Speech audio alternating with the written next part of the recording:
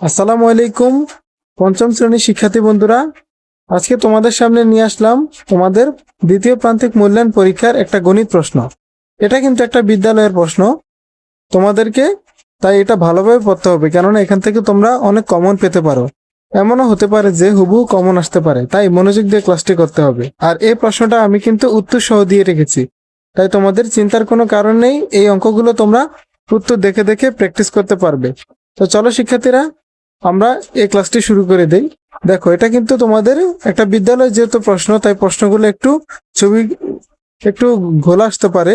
তোমরা অবশ্যই একটু দেখে বোঝার চেষ্টা করবে। দেখো, তোমাদের 2 ঘন্টার ভেতরে 100 নম্বর একটা পরীক্ষা হবে।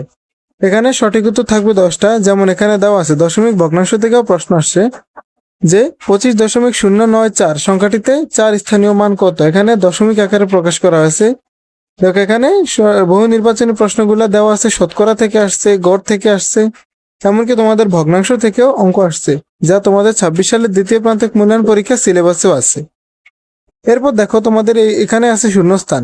এখানে শূন্যস্থান তোমাদের 10টা দিতে হবে এবং 10টার জন্য তোমরা 10 নম্বর করে পেতে পারো।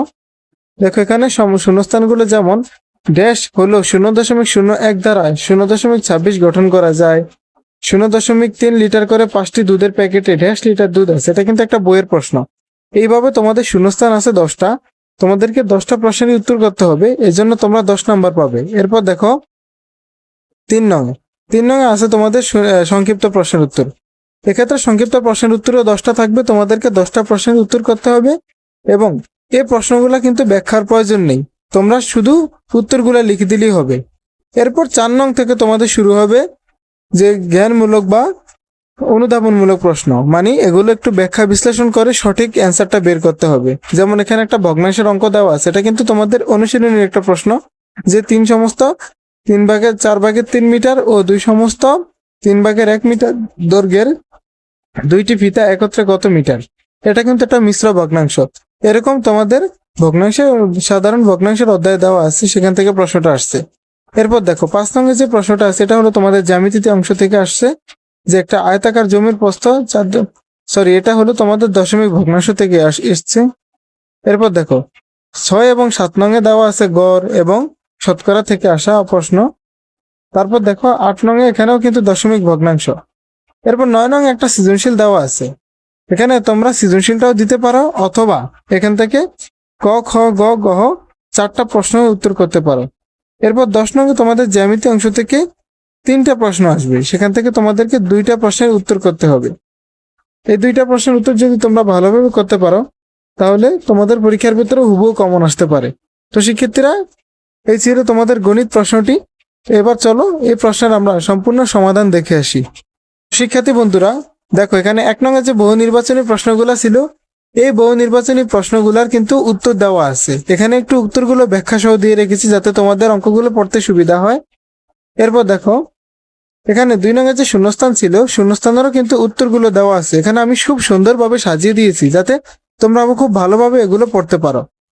এরপর দেখো 3 নং আসবে সংক্ষিপ্ত প্রশ্ন। এই সংক্ষিপ্ত প্রশ্নগুলোর উত্তর কিন্তু দেওয়া আছে। তোমরা প্রশ্ন দেখে দেখে উত্তরগুলো নিজের আগে বোঝার চেষ্টা করবে এবং খাতায় অবশ্যই অঙ্কগুলো করবে। তারপর দেখো 4 নং কিন্তু 4 থেকে 8 নং পর্যন্ত প্রত্যেকটা প্রশ্নের পূর্ণাঙ্গ সমাধান দেওয়া আছে।